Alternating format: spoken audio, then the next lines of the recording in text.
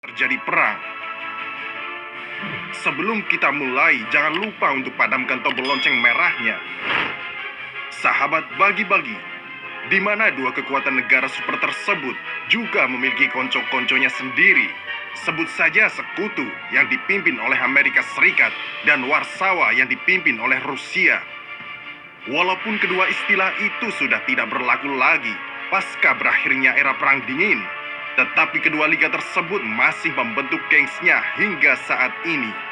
Sebut saja Amerika, Inggris, Prancis, Australia, dan kawan-kawan masuk ke dalam wadah naungan NATO. Dan Rusia, China, Iran, Korea Utara, dan lainnya, sebut saja Russian Empire, karena admin belum ketahui lagi apa nama gengsnya Paman Putin tersebut.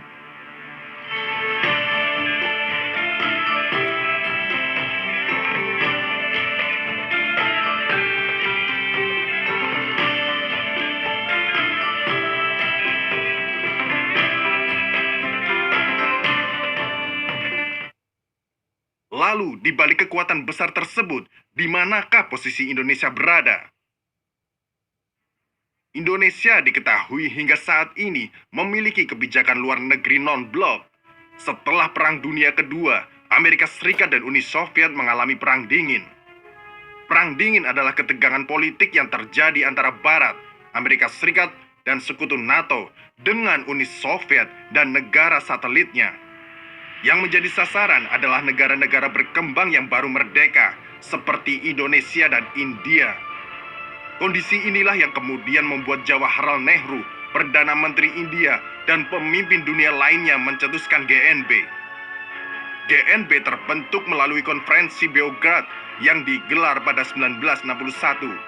Di sana, para negara yang tidak berpihak pada blok tertentu mendeklarasikan keinginan mereka untuk tidak terlibat dalam konfrontasi ideologi Barat dan Timur.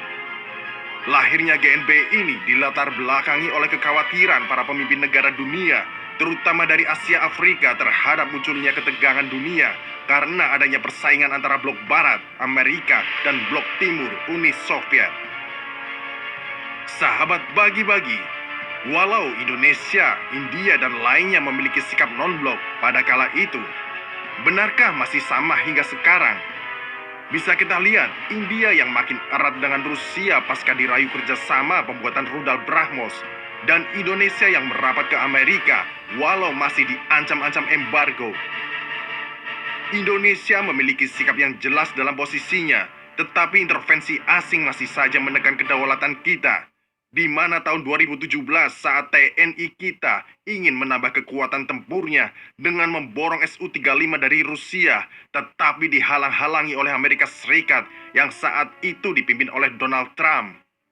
Walaupun kita membatalkan pembelanjaan Su-35 dari Rusia, Indonesia juga masih susah untuk mendatangkan peralatan canggih dari blok Barat, karena Indonesia kembali dikenai sanksi embargo CAATSA oleh Paman Sam ini.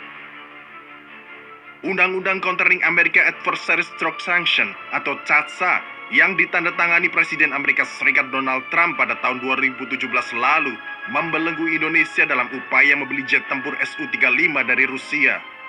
Indonesia dan banyak negara lain dibuat galau dalam rencana pembelian Su-35 karena di bawah undang-undang CAATSA tersebut. Negara-negara yang terlibat dalam transaksi signifikan dengan Korea Utara, Iran, atau Rusia melalui pembelian peralatan militer dapat ditempatkan di bawah sanksi Amerika Serikat.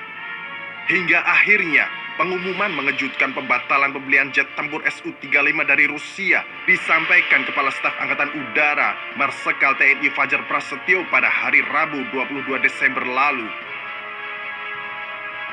Sahabat bagi-bagi, lucunya, walaupun kita membatalkan pembelian Su-35 dari Rusia, kita juga dihalangi untuk membeli kekuatan tempur dari sekutu NATO.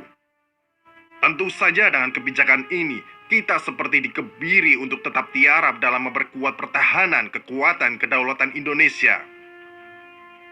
Kenapa kita dilarang membeli kekuatan alutsista dari Rusia? Tentu alasannya adalah kekuatan tempur di kawasan Laut China Selatan akan berubah, di mana negara-negara yang bersinggungan langsung dengan China memiliki perlengkapan dan alutsista dari blok sekutu. Tentu lucu bila Indonesia yang ikut menghadang China pada konflik Natuna yang notabene sahabat dekat Rusia saat ini malah memiliki kekuatan tempur dari pihak yang sama, yaitu Rusia. Tentu Amerika Serikat akan memandang Indonesia menjadi api dalam sekam, di mana sewaktu waktu bisa dianggap bekerja sama dengan support kuat Rusia di belakangnya. Dan bukan tidak mungkin Laut China Selatan yang berlimpah sumber daya alam malah akan jatuh ke Rusia dan China. Inilah yang ditakuti Amerika Serikat dengan memberi sanksi embargo CATSA kepada Indonesia. Sahabat bagi-bagi, di mana kekuatan militer adalah bisnis besar, di mana pengisian ulang amunisi akan menjadi pertimbangan besar dan kontrol penuh sistem oleh negara yang mensupportnya. Akan menggelikan bila konflik di Laut China Selatan terjadi. Satu-satunya negara yang sistem pertahanannya tidak bisa dipantau sekutu adalah Indonesia. Seperti yang dikutip oleh New York Times, kedekatan Indonesia lebih mengarah ke Rusia akan memungkinkan China akan mengalah terhadap Natuna dan memberikan pengecualian konflik LCS terhadap Indonesia. Ini bukan analisis sembarangan. Buktinya, China di Natuna mundur teratur pasca perusahaan berminyak dan gas BUMN Rusia, Zarubezhnev, yang diizinkan menambang di Natuna, yang dimana masih masuk wilayah Indonesia. Sahabat bagi-bagi, posisi Indonesia saat ini benar-benar dipantau oleh dunia. Karena keberpihakan Indonesia akan menentukan peta pertempuran ke depan, di mana satu-satunya negara besar di Asia Tenggara yang masih belum menentukan posisinya akan berpihak kemana. Apakah ke Amerika yang selalu mengintervensi kita, ataukah Rusia dan China yang selalu terbuka menyambut kita? Posisi kita akan kita ketahui ke depan saat di mana Indonesia menaruh uangnya dalam mengisi perlengkapan alutsistanya ke depan. Kenapa demikian?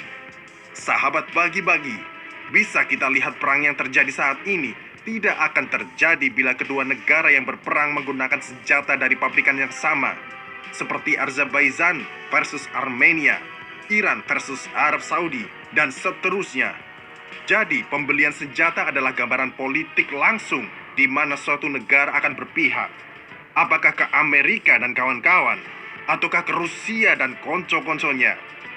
Tunggu analisis kami di video part 2 selanjutnya di channel